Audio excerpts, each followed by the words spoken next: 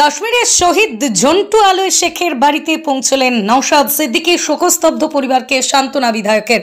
আপনারা জানেন, কাশ্মীরের শোপিয়ানে জঙ্গিদের সঙ্গে লড়াই করতে গিয়ে শহীদ হলেন পশ্চিমবঙ্গের নদিয়া জেলা পাথরঘাটা গ্রামের সেনা জওয়ান ঝন্টু আলী শেখ। দেশের জন্য এই আত্মবলিদানে শোকস্তব্ধ গোটা গ্রাম, গর্বিত রাজ্য। আজ শহীদ ঝন্টু আলী শেখের বাড়িতে পৌঁছন আইএসএফ বিধায়ক নওশাদ সিদ্দিকী।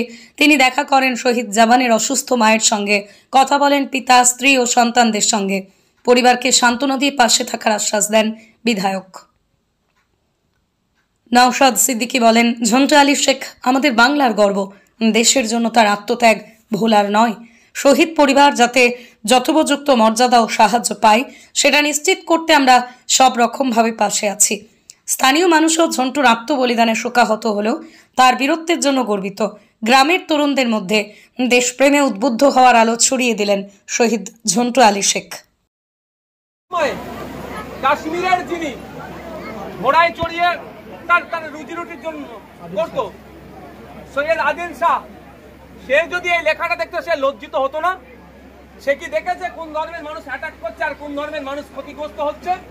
সে ঝাঁপিয়ে পড়েছে দুশমনদের হাত থেকে, বন্দুক কেড়ে নেওয়ার চেষ্টা করেছিল, কিন্তু তাকেও ঝাঁঝরা করেছে।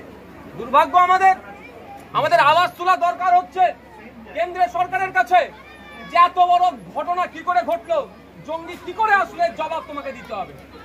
আমাদের আওয়াজ তোলা দরকার যে প্রায় 2 লক্ষ আর্মি এখনো রিক্রুটমেন্ট হয়নি কেন? কোভিড পিরিয়ডের আগে থেকে রিক্রুটমেন্ট আর হচ্ছে না, কেন হচ্ছে না? এই আওয়াজটা তোলা দরকার। তার পরিবর্তে আমাদের মধ্যে ধর্মীয় তাস ঢুকিয়ে দেওয়ার চেষ্টা করছে। তাই আমি অনুরোধ করবো আপনাদের কাছে, এই ধর্মীয় খেলাতে আমরা পড়বো না। পড়লে ক্ষতি আমাদের হবে, ক্ষতি জনগণের হবে। আমাদের আওয়াজ তুলতে হবে, অপদার্থ কেন্দ্র সরকারকে জবাব দিতে হবে যে এই ধরনের ঘটনা কিভাবে ঘটলো, তার জবাবটা দিতে হবে। আর আমি আবারও বলছি, আমরা গর্বিত, পাথরঘাটার মানুষ গর্বিত, নদিয়া জেলার মানুষ গর্বিত, বাংলার মানুষ গর্বিত, আজকে সারা দেশের মানুষ গর্বিত আমার ঝন্টু ভাইয়ের ওপরে। দেশের জন্য তিনি জীবন উৎসর্গ করেছেন।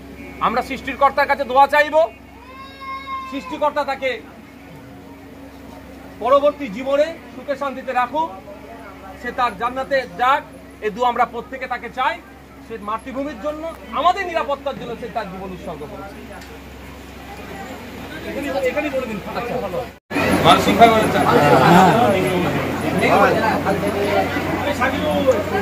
এই তো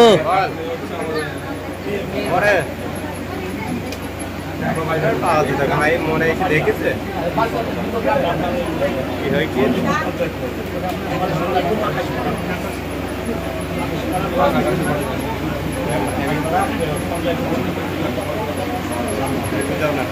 তুই আয় এখানে চাবি নিতে আমার সাইকেল জায়গায়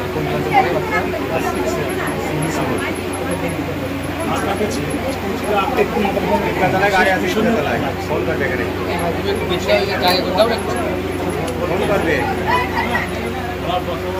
জানুয়ারি 22 তারিখে যাচ্ছি,